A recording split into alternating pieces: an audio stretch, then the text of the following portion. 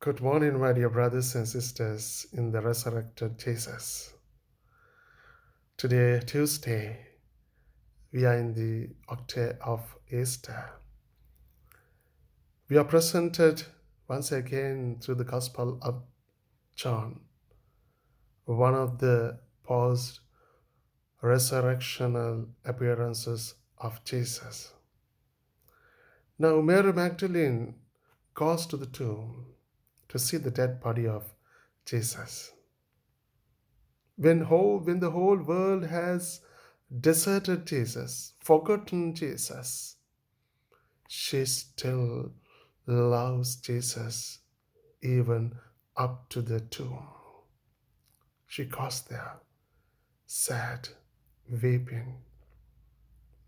Now, when Jesus appeared to her, first she couldn't recognize Jesus. But when Jesus spoke to her, she could recognize. And my dear brothers and sisters, sometimes we see Jesus, we know Jesus, but still for all, we fail to recognize him. Sometimes we forget to recognize the risen Lord in our day-to-day life. He is risen, he is alive, he is living, he is in you and me, my dear brothers and sisters. Now, thinking that it was the gardener, she made a very interesting request from this gardener. She told him, "Look, someone has taken my Lord." She never used the word "someone has taken away the body of Jesus," but she told, "Someone has taken my Lord, my Lord." So just look at this particular word. She was so firm in her mind. It's still that Jesus lives. That's why I say, someone has taken away the body of my Lord, but someone has taken my Lord away. Tell me, I want to take my Lord with me. See how much she loved Jesus. And now Jesus loved her too. Now, Jesus sends her on a mission. Jesus makes a first disciple according to the Gospel of John. Jesus first appeared to Mary Magdalene after his resurrection. See how blessed she is. Now she becomes a missionary. She becomes an ambassador, and she becomes a herald of joy. Now, having found Lord, and for her surprise, she knows now he is living. Now Jesus sends her and asking her to go and tell his brethren that I am resurrected from the dead. My dear brothers and sisters, it is in Romans chapter 8, verses from 34 onwards. What can separate us from the love of Jesus?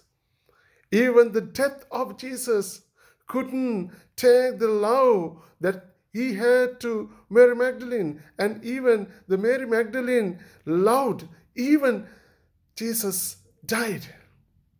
Even death couldn't separate both of them. My dear brothers and sisters, Jesus invites once again for us to be missionaries in our own ways, in our own places.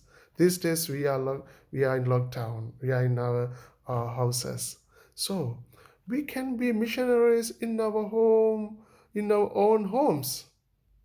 Today people like to go out and proclaim the word and do a lot of things and do a lot of big things, but there are only few people who can be in your houses and in your own rooms and to be a missionaries and to missionaries in spirit.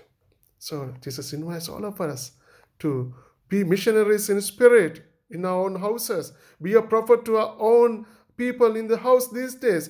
And just make them convinced that Jesus is risen from the dead. So, my dear brothers and sisters, let us pray that Jesus give us that inner peace and happiness that he brought from his resurrection.